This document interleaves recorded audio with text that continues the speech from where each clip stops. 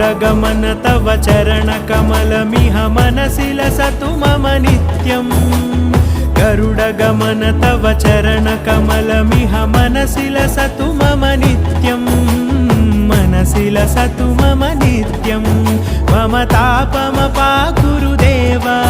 मम पापमपाकुरु देवा मम तापमपाकुरु देवा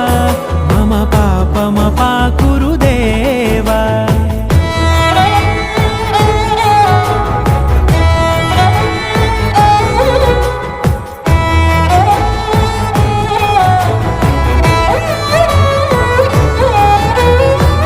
जनयन विधि नमुचिहरण मुख विबुध विनुत पद पद्मा